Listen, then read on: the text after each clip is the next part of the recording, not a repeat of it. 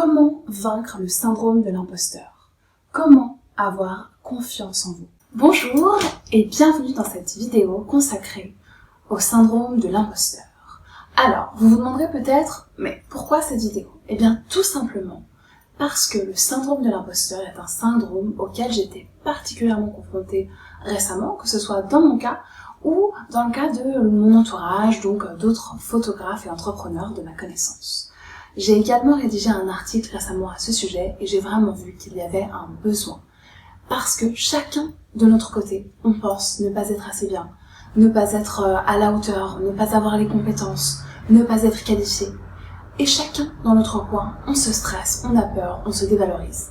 Personne n'ose en parler, mais au final, tout le monde pense la même chose. Donc mon but, à travers cette vidéo, c'est de vous proposer 5 clés que j'ai mises en place pour lutter contre ce syndrome de l'imposteur. Donc j'espère que ça vous aidera. C'est ma première vidéo sur cette chaîne, donc je compte sur votre tolérance et je me réjouis d'avance de vos commentaires.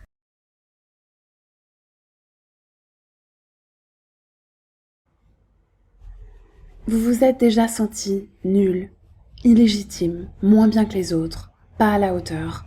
En gros, est-ce que vous avez déjà eu envie de vous cacher et de disparaître de la surface de la Terre? Si oui, il est fort possible que vous ayez été confronté au syndrome de l'imposteur. À présent, je vous dévoile 5 clés pour vaincre le syndrome de l'imposteur. Alors, la première, c'est ne confondez pas diplôme et compétences.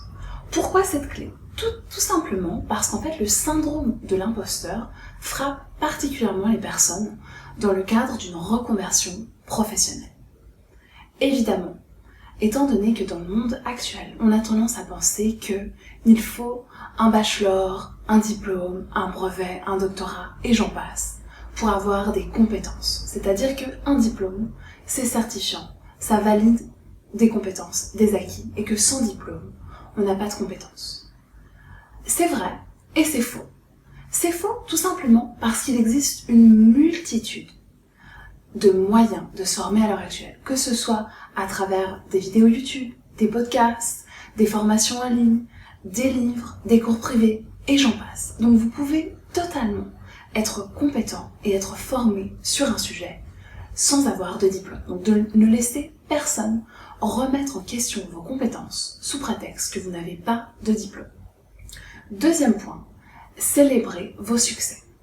Alors, achetez-vous un joli cahier qui deviendra votre cahier de motivation, votre cahier Ego Boost, comme on pourrait l'appeler. Dans ce cahier, je compte sur vous pour lister tous vos accomplissements, vos succès, vos réussites de l'année écoulée. Donc c'est ce que j'ai fait ici.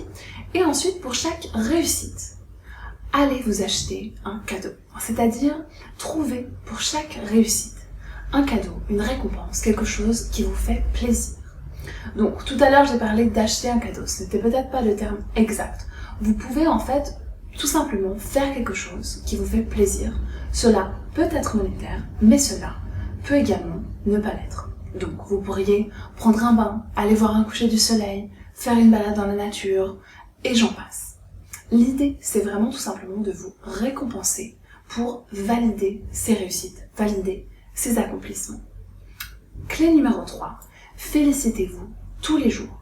Donc, tous les jours, écrivez 2-3 réussites ou choses positives que vous avez faites durant la journée et dont vous êtes fiers dans votre précieux cahier.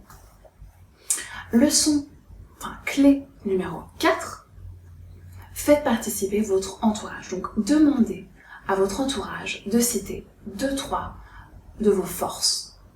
Et ensuite, répertoriez toutes ces forces dans votre cahier magique. Ensuite, dès que vous aurez un petit coup de mou, que vous aurez un manque de confiance, référez-vous à votre cahier magique et essayez vraiment de vous imprégner de ces forces et de retrouver confiance en vous. Et enfin, clé numéro 5, entourez-vous des bonnes personnes. Donc il faut savoir qu'on est la somme des personnes qui nous entourent. Donc forcément, si vous vous entourez de personnes aigries, négatives, méchantes, mal dans leur peau, elles ne vous valoriseront pas. Et vous n'aurez pas du tout confiance en vous. Et cela sera un cercle vicieux.